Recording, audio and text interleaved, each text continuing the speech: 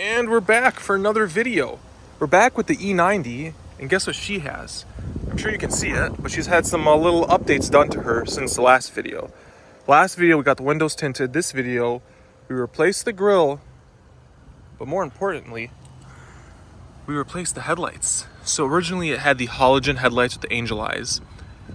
The angel eyes weren't really bright, and the halogens weren't really bright. Now, we thought about replacing the bulbs for the halogens. We actually tried. It didn't really make that much of a difference. The car is driven on like 100-mile commutes back and forth between two different towns. And it's done on back roads, deers. I saw a beaver get hit the other day. I've never seen a beaver in my life.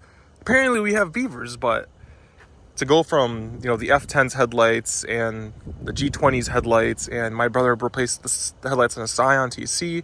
They were great. To go to stock halogens and even upgraded halogens, it just wasn't too intrinsic.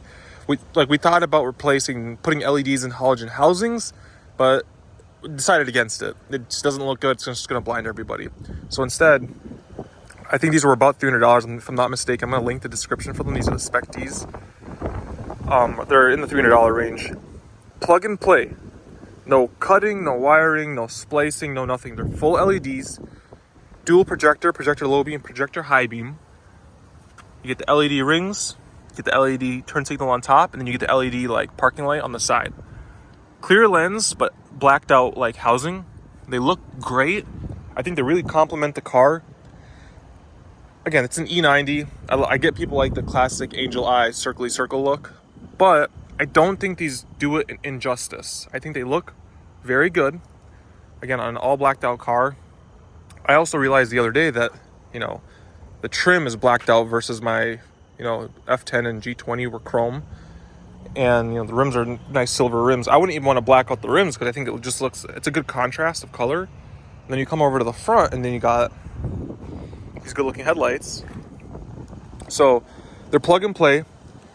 One of the things my brother wondered is they come with halogen bulbs, and he replaced them, or like the regular basic bulbs, and he replaced them with LEDs, nice ones that have the big fan behind them. And he was worried because there's a big, huge, like bolted in cover behind the bulb. If with the big fan, that bulb would fit with the cover in place, and it did fit. So if you worry about those big fans that are on the back of LEDs fitting behind the cover on the SPEC-Ds, it will fit. I'll link the headlights we used as well in the description.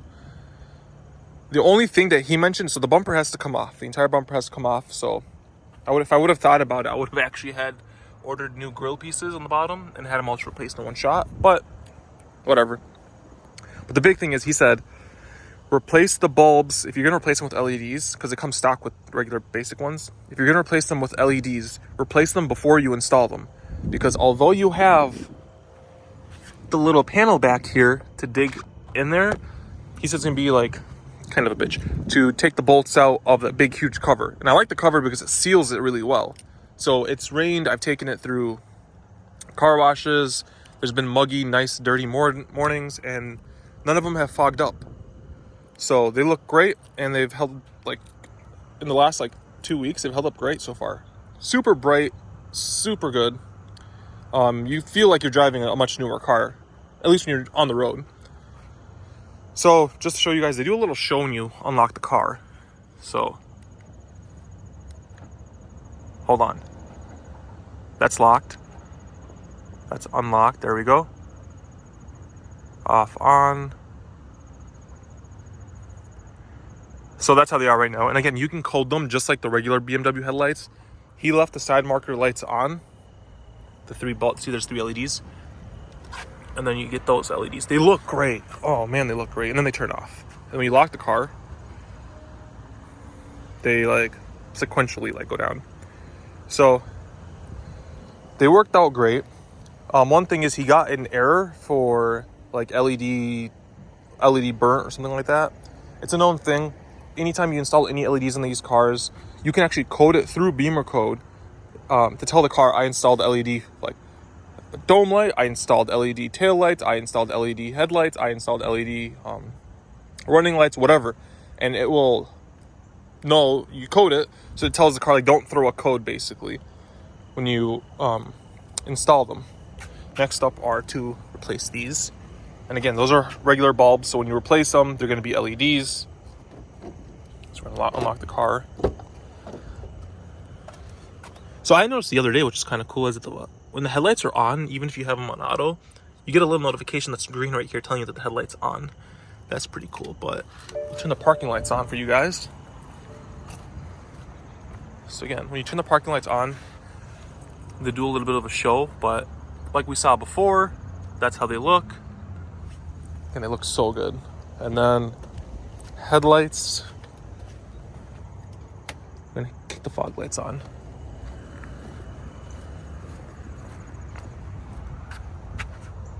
What? Hold on, does the car have to be on?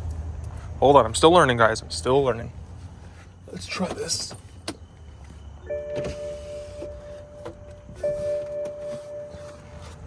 Now, yes, now they're on. Okay. So as you guys can see, the headlights are on. They look great. Oh man. Headlights are on, boom. And then fog lights are still yellow.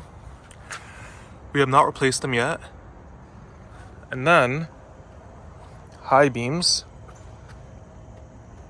are still yellow as well.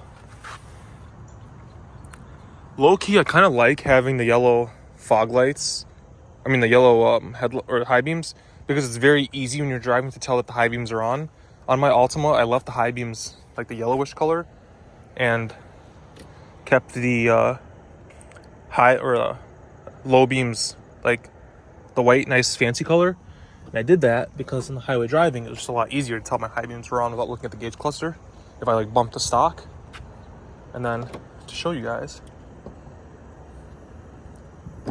is anybody else's trunk this weird? So like before, the trunk would like kind of come up, but you have to kind of like help it come up. And then I installed new struts. These are like the top rated ones on Amazon for this car. And like it still just doesn't like, it'll hold itself a little bit now. Like right here, it can hold itself. And then, but it's like the trunk's so heavy, it just wants to slam. And if you open it, it won't open up all the way until you get to like a certain point. Then it'll fling open. But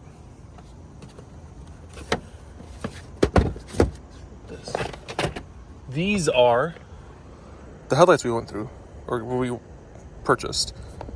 They're the LED lighting Hikari headlights.